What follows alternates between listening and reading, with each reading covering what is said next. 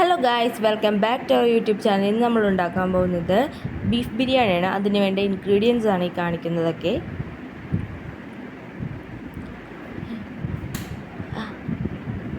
ആദ്യം ഒരു കുക്കറിലേക്ക് കഴുകി വൃത്തിയാക്കി വെച്ചിരിക്കുന്ന ബീഫ് ഇടുക. അതിലേക്ക് മഞ്ഞൾപ്പൊടി, മുളക് പൊടി, മല്ലിപ്പൊടി, മന്തി മസാല എന്നിവ ഇത്രയും ആഡ് ചെയ്യുക. പിന്നെ അതിനുശേഷം ജിഞ്ചർ ഗാർലിക് പേസ്റ്റ് ആഡ് ചെയ്തു. പിന്നെ കുറച്ച് ഉപ്പ് ആഡ് ചെയ്തു. പിന്നെ അതിലേക്ക് നല്ല ജീരകം ആഡ് ചെയ്തു. പിന്നെ കുരുമുളക്, അത് പൊടിക്കാതെ തന്നെ ആയിട്ടുള്ള കുരുമുളകാണ്, അത് ആഡ് ചെയ്തു. പിന്നെ മല്ലി അതിലേക്ക് ആഡ് ചെയ്തു. പിന്നെ കറുവപ്പട്ട, ഏലക്ക, ഗ്രാമ്പൂ,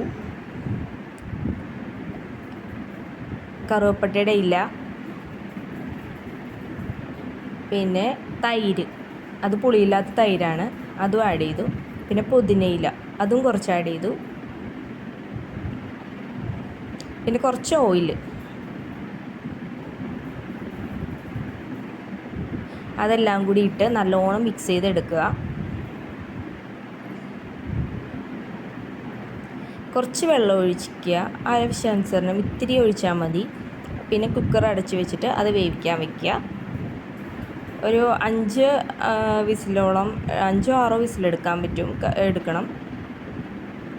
ആ സമയം കൊണ്ട് തന്നെ നമുക്ക് റൈസ് ഒന്ന് കുതിർത്താൻ വയ്ക്കാം. ഈ കുക്കർ 6 വിസിലാവുമ്പോഴത്തേക്കും എന്ന് വെച്ചാൽ ഒരു അരമണിക്കൂറത്തേക്ക് റൈസ് സെറ്റ് ചെയ്യാൻ വേണ്ടി വയ്ക്കാം. ആ സമയം കൊണ്ട് തന്നെ നമുക്ക്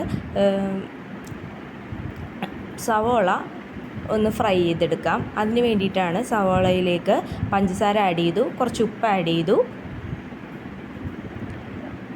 അതും ആഡ് ചെയ്ത് നല്ലോണം മിക്സ് ചെയ്യുക. മിക്സ് ചെയ്തിട്ട് ഈ നെയ്യിലേക്ക്, ഈ ചീനച്ചട്ടിയിൽ ഒഴിച്ചിരിക്കുന്ന നെയ്യിലേക്ക് ഈ സവോള ഇട്ട് നല്ലോണം ഇതുപോലെ ക്രിസ്പി ആയിട്ട് വറുത്തെടുക്കുക. കുറച്ച് സവാള ഫ്രൈ ചെയ്തത് ജിഞ്ചർ ഗാർലിക് പേസ്റ്റും പിന്നെ ഈ ഫ്രൈ ചെയ്ത് വെച്ചിരിക്കുന്ന സവാളയും കൂടി മിക്സിയിൽ അടിച്ചെടുക്കണം. പിന്നെ അതിൻ്റെ കൂടെ തന്നെ ഇപ്പോൾ ഞാൻ സെപ്പറേറ്റ് അരിഞ്ഞ് വെച്ചതാണ് ഉരുളക്കിഴങ്ങും തക്കാളി എന്ന് വെച്ചാൽ ഈ ജിഞ്ചർ ഗാർലിക് പേസ്റ്റ്, ഫ്രൈ ചെയ്ത് വെച്ചിരിക്കുന്ന സവാള, പിന്നെ അതിലേക്ക് ഉപ്പ്, പിന്നെ തക്കാളി ആഡ് ചെയ്യണം. അതിൻ്റെ ഒരു പേസ്റ്റാണ് നമ്മൾ ഉണ്ടാക്കുന്നത്. ഈ ഒരു പേസ്റ്റ് രൂപത്തിലേക്ക് വരണം. തക്കാളിയും കൂടി അതിനകത്തേക്ക് ആഡ് ചെയ്യുന്നുണ്ട്.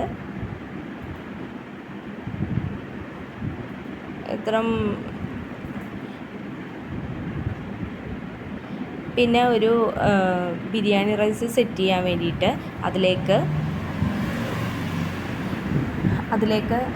11 ഗ്ലാസ് വെള്ളമാണ് ഒഴിക്കുന്നത്. ബിരിയാണി റൈസ് സെറ്റ് ചെയ്യാൻ വേണ്ടിയിട്ട് അത് നമ്മൾ ആവശ്യാനുസരണം ഒഴിച്ച് കൊടുത്തതിന് ശേഷം നമ്മൾ ഈ കറുവപ്പട്ട, ഏലക്ക, ഗ്രാമ്പൂ, കറുവപ്പട്ടയുടെ ഇല, നല്ല ജീരകം എന്നിവയാണ് ഇതിനകത്ത് ആഡ് ചെയ്തിരിക്കുന്നത്. അതിലേക്ക് ബീഫും ഇട്ടു. പിന്നെ അതിന് ശേഷം ക്യാപ്സിക്കം ആഡ് ചെയ്തു. ക്യാപ്സിക്കം ആഡ് ചെയ്തതിന് ശേഷം ഉരുളക്കിഴങ്ങ്, അത് ചെറിയ പീസസ് ആക്കിയ ഉരുളക്കിഴങ്ങും കൂടി ആഡ് ചെയ്തു. പിന്നെ പച്ചമുളക്, അതും കൂടി ആഡ് ചെയ്തു. അതിലേക്ക് കുറച്ച് ഉപ്പും കൂടി ആഡ് ചെയ്തു.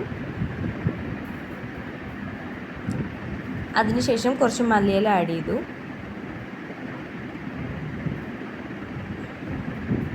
ഇത്രയും ആഡ് ചെയ്തതിന് ശേഷം അത് നല്ലോണം വരണം. തിളയ്ക്കുന്ന സമയത്ത്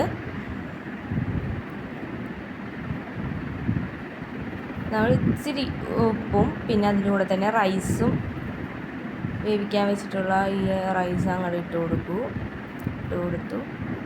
അതിലേക്ക് മല്ലിയില, ബാക്കി ഉണ്ടായിരുന്ന മല്ലിയില കുറച്ചുകൂടി ആഡ് ചെയ്തു. പിന്നെ അതിലേക്ക് ഈ പേസ്റ്റ് എന്ന് വെച്ചാൽ വറുത്ത സവാള ഇതെല്ലാം ഇട്ടിട്ടുള്ള പേസ്റ്റ്, തക്കാളി ഇട്ടിട്ടുള്ള പേസ്റ്റ് ഇതാക്കി റൈസ് നമ്മൾ സെറ്റാക്കിയിട്ടുണ്ട്. അതും കൂടി മിക്സ് ചെയ്തു. റൈസ് സെറ്റായി. പിന്നെ സാലഡ് നമ്മൾ ഉണ്ടാക്കിയിട്ടുണ്ടായിരുന്നു, അത് നേരത്തെ ഉണ്ടാക്കിയതാണ്.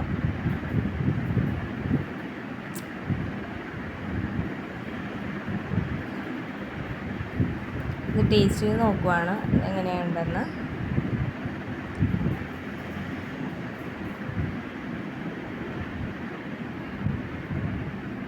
കഴിച്ചു നോക്കിയിട്ട് നല്ല രുചിയായിരുന്നു, നല്ല ടേസ്റ്റായിരുന്നു. Okay, thank you all.